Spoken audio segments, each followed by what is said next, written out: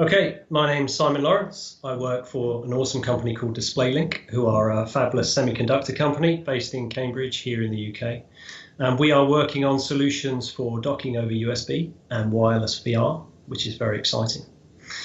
As a company, we work in the agile environment, so we rely greatly on interactions and collaboration, so our solutions emerge. And we're perpetually inspecting those interactions. So we're constantly looking at the value that's created, the richness of our dialogue and our collaboration. As part of that, we often need to give each other feedback and elicit feedback for ourselves. And often I'm concerned that we don't have perhaps the frameworks and the tools to enable people to do that in a valuable way.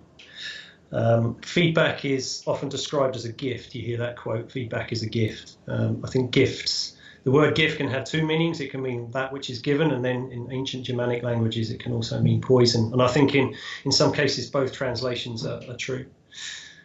So I came across the clean feedback model during a seminar with Julie Rees and Olaf Lewitz in London, 2017.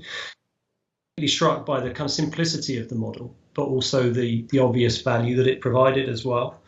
And just an overview of how I use clean feedback. It's broken down into three stages. You have the evidential stage of that, so objectively what happened if you're describing an interaction or an event.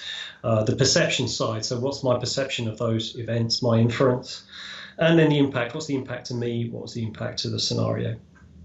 I think what's common is that we tend to leap to stage two, the perception model. So when we're providing feedback, we tend to go straight to, this is how I interpreted what you did, which is a huge amount of assumption on our behalf. So the fact that we go straight to evidence first was really kind of important to me, I think, and useful.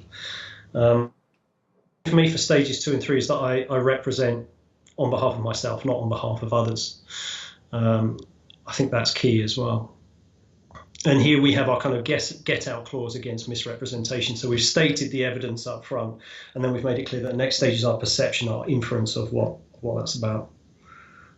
So what I like about the impact side as well is that I can describe emotion that I felt during that interaction or that event without manifesting it. So if there was a conversation or a meeting that I felt was not helpful or useful or valuable, I can describe that I was frustrated, rather than the impact to me was that I became frustrated and didn't feel that the meeting moved ahead, rather than actually manifesting that. And I think that's quite a powerful tool as well, because you're not ignoring that side of things. So how I typically use this approach is that where I'm doing a one-on-one feedback session, I will typically book a kind of quiet place somewhere. I will run through my pre-prepared clean feedback responses, suggest that the other person ask questions to clarify, to understand what's behind that, rather than to kind of defend and repel, which tends to be a common reaction, I think. To perhaps think about it overnight or a couple of days, and really absorb that information, synthesize it, then get back together again to open up the conversation around the content of that feedback. So for me, clean feedback is not a solution in and of itself, but it's a mechanism for a conversation. And that's familiar to us in the Agile world. A lot of what we do in terms of the user story template, methods and approaches such as example mapping, such as user story mapping, etc. All of these things are different ways of framing conversations, and I think clean feedback fits nicely with that.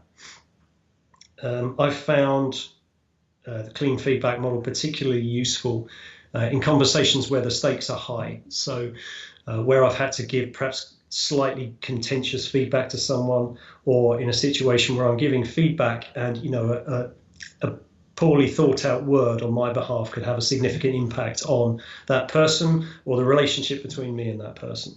And I found that this frames it really well. I think I found it very useful. I found that since I've started using this at DisplayLink, others have picked up on it and have started using it as well. They can see that it helps them to, it makes them, I guess, gives them the courage to present feedback even when it's slightly bordering on the contentious. And I think by governing our conversations in this way, we're not hiding behind platitudes or niceties. We don't have a fear of offending someone, but we can have kind of rich and intense and fierce conversations with people. in a kind of transparent and honest way, I think.